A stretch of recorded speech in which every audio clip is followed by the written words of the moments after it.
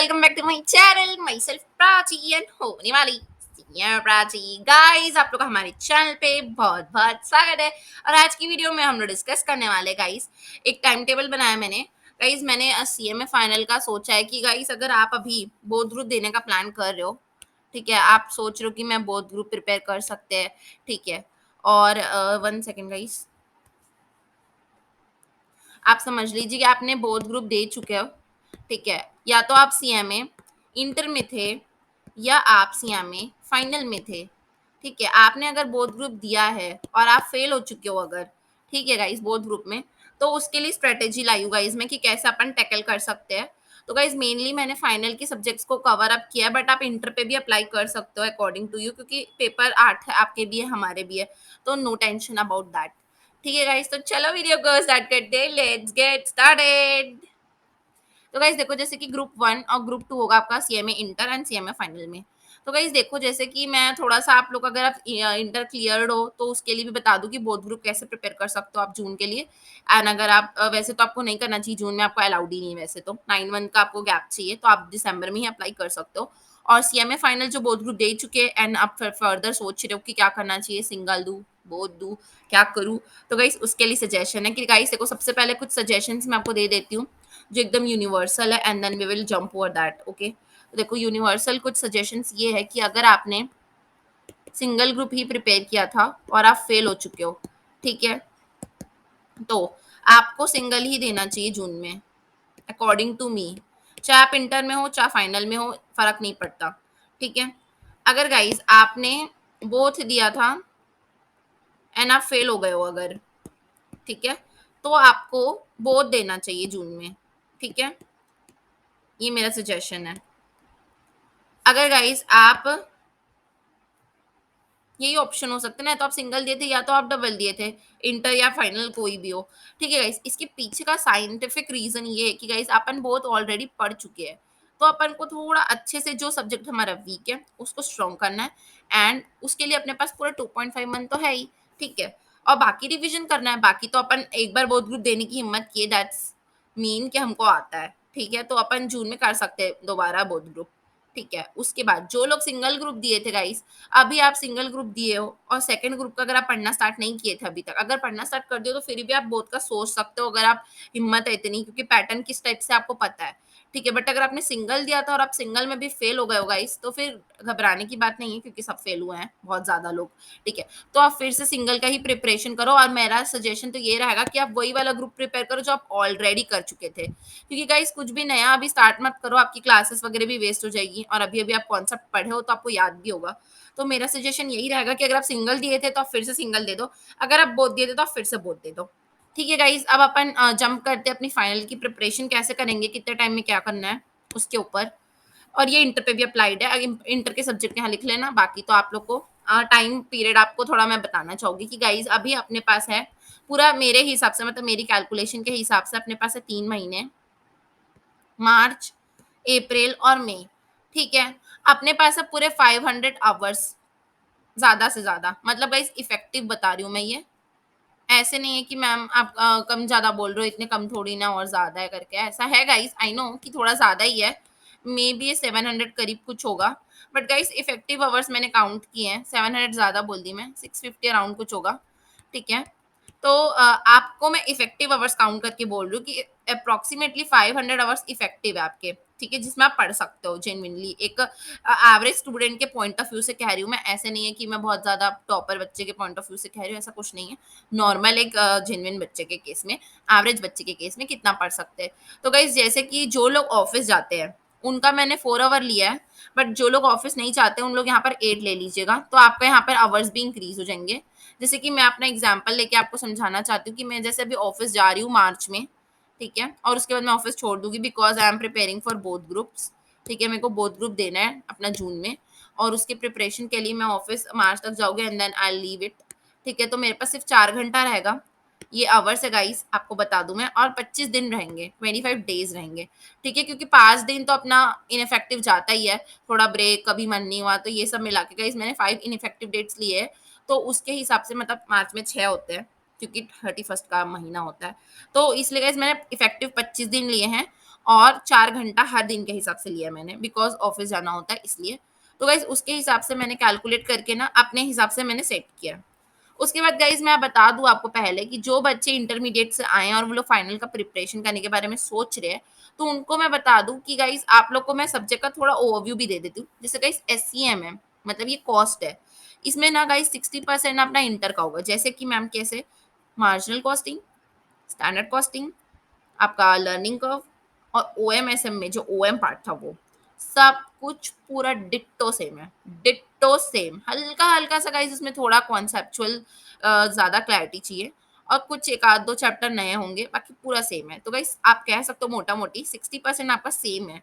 तो उसके लिए गाइज़ मेरे अकॉर्डिंगली मेरे को सिर्फ़ और सिर्फ़ 20 आवर्स चाहिए। ये 20 डेज़ नहीं है, 20 आवर्स है। ठीक है? मैं आपको यहाँ लिख देती हूँ कि 20 आवर्स है। कहीं आप कंफ्यूज होकर ना सोच लो, ठीक है? तो मेरे हिसाब से मेरी कैपेसिटी के हिसाब से मेरे को 20 अवर्स ही पढ़ने के लिए एंड 20 अवर्स मैंने रिवीजन के लिए रख दिए हैं, क्योंकि जो मैंने पढ़ूँगी एक बार उसको पूरा एक बार पूरा रिवाइज़ कर लूँगी, तो एकदम फुल फ्लेजेड अच्छे से हो जाएगा। उसके बाद गाइस अब मैं आपको बता दूँ कि एसएफएम जो सब्जेक्ट है ना गाइस ये है अपना स्ट्रेटेजिक परफॉर्मेंस मैनेजमेंट, ठीक है? इसमें ना आपको फाइनेंस की नॉलेज दी जाएगी जो कि थोड़ा ट्रिकी है, फाइनेंस और शेयर मार्केट से रिलेटेड रहेगा और ये आप लोग के लिए पूरा ऑल ओवर एकदम नया सब्जेक्ट रहेगा, ठीक है? तो आपके लिए एकदम न्यू सब्जेक्ट रहेगा ये। तो उसके लिए गाइस मेरा भी थोड़ा एफएम वीक है तो दैट्स व्हाई मैं थोड़ा ज़्यादा टाइम देने वाली हूँ इसमें। तो गाइस मेरे हिसाब से मुझे तो चाहिए रहेगा पूरा 25 दिन, हर दिन मैं 2 घंटा पढ़ूँगी अगर 25 दिन के हिसाब से 50 आवर्स चाहिए मुझे, ठीक है? आप अपने हिसाब से प्लान कर सकते हैं बट ये बहुत स्टैंडर्ड है जैसे कि गाइस मुझे जो सब्जेक्ट डिफ़िकल्ट लगते हैं, जैसे कि ये हो गया और इसको भी ले सकते हैं। तो मिनिमम मेरे को 3 सब्जेक्ट डिफ़िकल्ट तो लगते ही हैं और स्टार मार्क कर देती हूँ नहीं, ये इससे मार्क कर देती हूँ मैं ये स्टार मार्क जो मेरे को एक्सट्रीमली ईज़ी लगते हैं। ठीक है। तो गाइज़ आप अपनी प्लानिंग इस हिसाब से कर सकते हो कि आपके डिफ़िकल्टी लेवल के हिसाब से आप सेट कर लो ना कि ये वाला डिफ़िकल्ट है तो मेरे को इसको कितना टाइम देना है। और उसके हिसाब से गाइज़ आप आराम से अपना प्लान कर सकते हो। तो गाइज़ एसएफएम जो है वो थोड़ा डिफ़िकल्ट है मेरे लिए और लोगों को भी लगता है। थोड़ा ट्रिकी क्वेश्चन्स आते हैं इसमें से। तो गाइज़ एसएफएम को अपन को ज़्यादा टाइम देना होगा। तो मैं देने वाली हूँ पूरा का पूरा 50 घंटे दूँगी मैं मार्च में और आराम से एसएफएम को एकदम डिटेल में पढ़ूँगी। फिर 2 घंटे में उसको रिवाइज़ कर लूँगी मैं। अप्रैल में क्योंकि गाइज़ मैं बहुत डीपली पढ़ूँगी जब मार्च में ना, तो अप्रैल में उसको रिवाइज़ करने में मेरे को बस 2-3 घंटे में ऐसे हो जाएगा। उसके बाद फिर लास्ट महीने में तो मैं पूरे सब सब्जेक्ट को 20 आवर ही देने वाली हूँ पढ़ने के लिए, रिवीजन के लिए, क्योंकि एक डिटेल्ड रिवीजन अपन को एग्ज़ाम से पहले चाहिए ही। तो गाइज़ मैंने हमेशा से कहा है अपने चैनल में कि 5 रिवीजन मस्ट है गाइज़, तो उसी के हिसाब से मैंने प्लान किया है कि मेरा रिवीजन प्रॉपर होते जाए। जब गाइज़ मैं यहाँ पे 50 घंटा पढ़ूँगी तो इसमें रिवीजन इंक्लूडेड है एंड अप्रैल मंथ में फ्लो ना टूटे करके यहाँ पर भी रिवीजन करूँगी। और लास्ट मंथ में तो गाइज़ मैंने सबको रिवीजन बराबर दिया है क्योंकि सब सब्जेक्ट अपने में बहुत इंपॉर्टेंट होते हैं।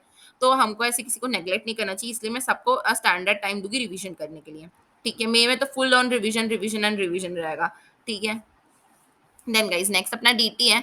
डीटी में आप देखा हो सकते हो कि 20% इंटरमीडिएट का आएगा, ठीक है? बाकी आपको नया ही पढ़ना है और डीटी में भी थोड़ा डिफ़िकल्टी आती है दैट्स व्हाई मैं इसमें 50 घंटे रखी हूँ एंड रिवीजन का टाइम है, ठीक है?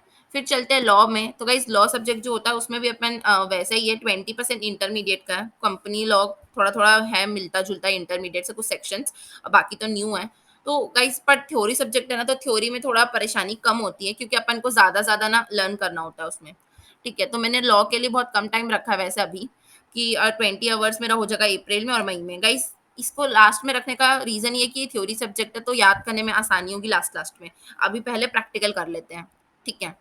फिर गाइस ऑडिट जो सब्जेक्ट है वो एकदम ईज़ी सब्जेक्ट है और न्यू भी है आप लोग के लिए। थोड़ा-सा मतलब थोड़ा बहुत पुराना आएगा इसमें बट बाकी ऑल ओवर न्यू च आप लोग के लिए कॉस्ट ऑडिट सिखाएँगे इसमें और इसकी क्लासेस गाइस अगर आपको चाहिए तो मेरे चैनल पे फ्री ऑफ कॉस्ट मिल जाएगी आपको, ठीक है? तो टेंशन की बात नहीं है। तो गाइस ऑडिट अपना हो जाएगा, तो ऑडिट करने के लिए ज़्यादा टाइम की ज़रूरत नहीं है, तो मैंने कम ही अलॉट किया है इसमें, ठीक है।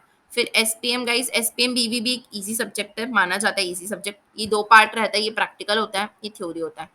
तो गाइस उसके अकॉर्डिंगली मैंने अपने हिसाब से 10 अवर्स मार्च में दिए हैं और 2 आवर रिवीजन का अप्रैल में। गाइस मैंने आप गौर से देखोगे तो मैंने सारे जितने भी सब्जेक्ट मैंने मार्च में पढ़े हैं ना, मैं उसको रिकॉल कर रही हूँ 2-2 घंटे में अप्रैल में। गाइस ताकि फ्लो ना टूटे, फ्लो बने रहना ज़रूरी दैट्स व्हाई मैं इसको रिवीजन करूँगी अप्रैल में एंड देन मई में तो बहुत अच्छे से करना ही है अपन को रिवीजन, ठीक है। तो गाइस उसके बाद है अपना सीएफआर सब्जेक्ट जो कि हाँ, सबकी हालत खराब करके रखता है, ठीक है? न्यू सब्जेक्ट भी है, प्रैक्टिकल बेस्ड है और सबकी हालत वैसी टाइट रहती है इसमें। तो गाइस इसको तो पढ़ना है फुल ऑन अच्छे से। तो गाइस उसके लिए मैंने अपने हिसाब से टाइमिंग सेट की कि 20 आवर्स मार्च में हो जाएगा कंप्लीट मेरा, बिकॉज़ गाइस मैं कनेक्टेड थी स्टडी से हमेशा से ना, तो मेरा है प्रिपेयर्ड, ठीक है? और उसके बाद फिर मैं ऐसा प्लान किया अपना। उसके बाद गाइस आईडीटी मेरे को बहुत ईज़ी लगता है, मेरे को मेरा फेवरेट सब्जेक्ट है आईडीटी, तो उसके हिसाब से मैंने सोचा कि आईडीटी को टाइम देना ज़्यादा ज़रूरी नहीं है, तो उसके हिसाब से गाइस मैंने ऐसे प्लान किया। और गाइज़ आपको बहुत खुशी होगी जान के कि ये 500 आवर्स का टाइम टेबल है जिसमें 40 आवर्स हमारा आइडल बच रहा है। मतलब आइडल इन द सेंस आप कोई सब्जेक्ट जो आपको लग रहा है वीक है आपका, आप उसमें उतना अच्छे से नहीं कर पा रहे हो, तो आप अपने 40 आवर्स को वहाँ पर अलॉट कर सकते हो अपने अकॉर्डिंगली, या फिर आपकी जो प्लानिंग है अगर वो फेल हो जाती है किसी भी रीज़न से या कुछ भी होता है, तो उसके लिए आपके पास 40 आवर्स है उसको आप कवर अप कर सकते हो। तो आई होप गाइज़ आपको ये प्लानिंग अच्छी लगी होगी और आपको थोड़ा कॉन्फिडेंस आएगा कि कितना ज़्यादा टाइम है हमारे पास। ठीक है, अगर आप अवरली देखोगे गाइस तो टाइम अच्छा खासा अपने पास। देखो, पहले मंथ में मैं 4 घंटे पढ़ रही हूँ पर दिन, जिसमें 5 दिन छुट्टी भी है, 6 दिन छुट्टी है, ठीक है। दूसरे महीने में मैं 8 घंटे पढ़ रही हूँ पर डे और उसमें भी 5 दिन की छुट्टी है।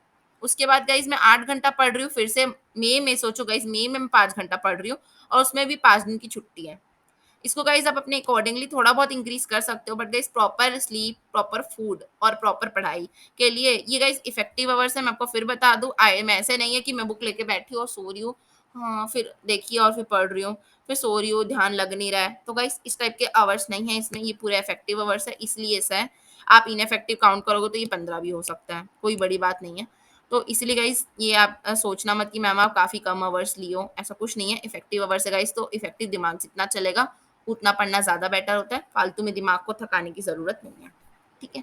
तो गाइज़ मेरे अकॉर्डिंगली ये था एक मास्टर प्लान जो मैंने अपने लिए किया है। आई होप गाइज़ आपको प्लानिंग अच्छी लगी होगी। अगर वीडियो अच्छी लगी हो तो प्लीज़ लाइक कीजिए, बहुत अच्छी लगी हुई तो सब्सक्राइब कीजिए और अपने फ्रेंड्स के साथ शेयर कीजिए। Thank you so much for watching this video. Bye bye guys.